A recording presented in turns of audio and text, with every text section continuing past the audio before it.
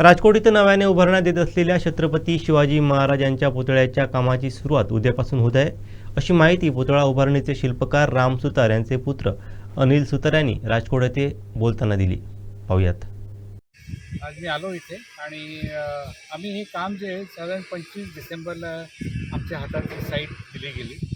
आमचं जे ॲग्रीमेंट किंवा जे वर्क ऑर्डर ते ऑक्टोबरमध्ये दिलं गेलं, पण तेव्हा आपले हे इलेक्शनवर असल्यामुळे आम्हाला त्यावेळेस साईट हँडओव्हर नाही नव्हती झाली.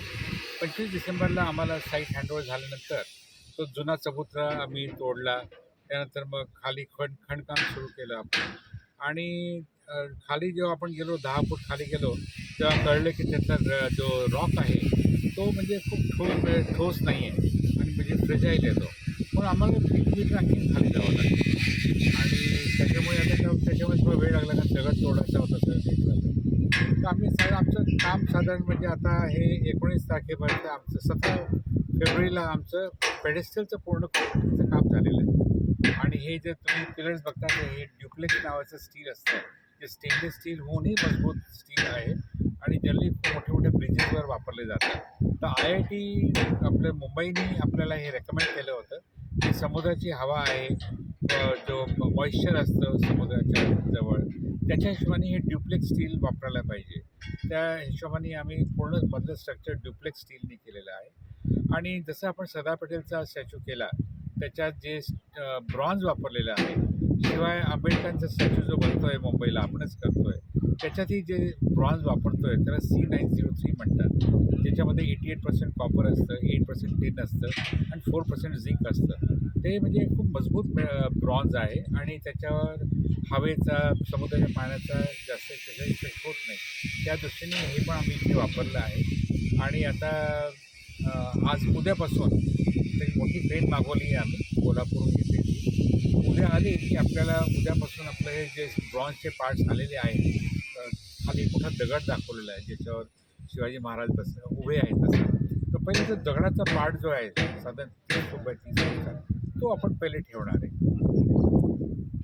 तो आलेला आहे 3 पार्टमध्ये आला आहे. तर आपण ते उद्या क्रेन आले की आपण 3 पार्ट्स ठेवू शकतो. त्याला नटबोल्टनी टाईट करून वेल्डिंग, स्टीलचं वेल्डिंग आहे, ब्रॉन्झचं वेल्डिंग ते सुरू करू शकतो. नंतर मग 2 पाय जे आहेत ते ठेवून ते मग त्याच्यावर हळूहळू पार्ट्स ठेवत जाणार. आता आज 2 ट्रक आले त्याच्या वरचे भागाचे पाय पुरी येऊन गेले. आता त्याचे वरचे पार्ट्स आले ते पण आज आले. 1 ट्रक उद्या येतो आहे, पुढच्या आठवड्यात परत 2 ट्रक येतात आहे. असे सगळे पार्ट्स आता दर आठवड्याला येत राहतील आणि आम्ही त्याला जोडणं सुरू करू मध्ये. तिथून बनवून येतात ते. तिथे आम्ही पूर्ण पुतळा जोडतो, मग त्याला ट्रकच्या साईडमध्ये कापतो आणि मग ट्रकवर लोड करून पाठवतो. म्हणजे जास्तीत जास्त वेल्डिंग तिथे होतं, तिथे त्याच्यावर कमी वेल्डिंग होईल. 2 महिने लागतील. आता इथे ही साईट अशी आहे की म्हणजे इथे बरेच अडचणी आल्या आम्हाला. एक तर म्हणजे साईट खूप कोपऱ्यामध्ये आहे, गावच्या गल्ल्या लहान लहान आहे, आमचे ट्रकचे पार्ट्स नव्हते येऊ शकत, नंतर कॉन्क्रिटिंगचं इक्विपमेंट नव्हतं येऊ शकत. याच्यामुळे बराचसा वेळ पण लागला. तर आता पण ट्रक जे आले आज सकाळी एक मोठ्या ट्रेननी आम्ही आज इकडे रात्रभर हे करून रोडच्या मधून आणले. स्पेशली काही जागा बाउंड्री वॉल तोडून काही जणांनी आम्हाला परवानगी दिली, ते बाउंड्री वॉल तोडून मग त्याच्यातून म्हणजे कसं आपल्याला वळवता येईल गाडी ते करून पूर्ण रात्र लागली आम्हाला 3 पार्ट्स इकडे आणण्यासाठी. त्यात गल्ल्यातून मोठे पार्ट्स येऊ नव्हते शकत. आता पुढचे जे पार्ट्स आहे आम्ही ते छोटे करून आणतो, म्हणजे एकाच ट्रकमध्ये ते येऊ शकते. साधारण 20 फुटाचा पार्ट करून आणला. पूर्वी कसं आमच्या 40 फुटाचे ट्रेलरवरच सामान यायचं, पण इथे जर थोडं अडचणी रोडमुळे आले आणि जे आहे इन्फ्रास्ट्रक्चर इथे पण होईल. 2 महिने लागतील साधारण, कारण इथे आता सगळ्यात मुख्य म्हणजे हा जो चबुतरा बनवला आहे तो M50 कॉन्क्रीटने बनवला आहे आणि खूप वजन आहे याचं आणि याच्यावरच हे पिलर आतमधून आलेले आहे. साधारण 10 फूट 20 फूट खालून आलेले आहे पिलर आणि याच्यावर आता पूर्ण स्ट्रक्चर बांधले जाईल. काम आहे करतात आणि आता याच प्रोजेक्टवर सगळे लोक काम करतात. आता आमचं ब्रॉन्झचं कास्टिंग सगळं होऊन गेलं आहे आणि आता वेल्डिंग सुरू आहे. म्हणजे गळ्यापर्यंत आम्ही वेल्डिंग करून टाकलं आहे आणि त्याला फिनिश करून त्याला कापून आम्ही इकडे पाठवणार आहोत. संपूर्ण हा आता आम्हाला कॉन्ट्रॅक्टमध्ये ते 31 कोटीचा मिळालेला आहे. आता त्याच्यानंतर बरंचसं म्हणजे एक्स्ट्रा खर्च झाला आहे. एक तर IITने सांगितलं की याच्यामध्ये SS304 न वापरता याच्यात जे ड्युप्लेक्स वापरले जाते त्याचा बराच दुपटीचा खर्च आहे. पण काय आपल्याला का मुख्य म्हणजे उद्देश काय आपलं काम पूर्ण व्हायला पाहिजे, चांगलं व्हायला पाहिजे आणि समुद्रात किनारे असल्यामुळे जे जे प्रिकॉशन घेता येईल आपल्याला आणि IITने जे सजेस्ट केलं आपण त्याच्या हिशोबाने सगळं करतो. जे गावात लोक आहेत जेव्हा त्यांना कळतं की शिवाजी महाराजांचा पुतळा होतोय त्यासाठी मग आता त्यांनी त्याची बाउंड्री वॉल पण तोडण्याची परवानगी दिली, काही छत काढायचं ते करण्याची.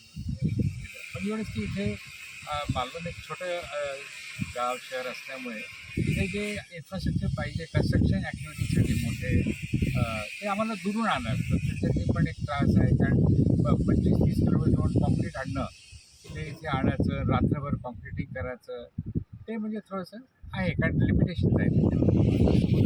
बोलवलं नाही पण आता जो आंबेडकरांचा आपण करतो 350 फुटाचा तोही समुद्रकिनारीच आहे आणि हा पण समुद्रकिनारी तर याच्यामध्ये जे प्रिकॉशन जे म्हणजे IITकडून अप्रूव्ह करून घेणं आणि त्यांनी जे रेकमेंड केलं ते स्टील वापरणं ब्रॉन्झ वापरणं त्या हिशोबाने आपण करतो. पूर्वी रेकमेंड केलं होतं की इथे काही म्युरल्स पण लावावे म्हणजे शिवाजी महाराजांच्या लाईफवर काही असे भिंतीवर मूर्ती जी असते त्याला म्युरल्स म्हणतात किंवा बास रिलीफ म्हणतात तसे लावण्याचे मी एक प्रपोजल दिलं होतं. तर आता सरकार सांगते की त्याच्यावर पण आपण विचार करूया आणि त्याचं डिझाईनवर सांगा. तर हा पुढचा जो भाग आहे हा जो दिसतोय समुद्र इकडचा तर तिथे आपल्याला 6 म्युरल लावता येतील ज्याच्यामध्ये शिवाजी महाराजांबद्दल जे काही इम्पॉर्टंट दृश्य आहेत प्रसंग आहेत ते आपल्याला तिथे दर्शवता येईल. आमचे दिवसभरातले सर्व अपडेट्स ताज्या घडामोडी आणि थेट लाईव्ह पाहण्यासाठी सबस्क्राईब करा, लाईक करा कोकणचं नंबर 1 महा चॅनल कोकण 7 लाईव्हचं YouTube चॅनल.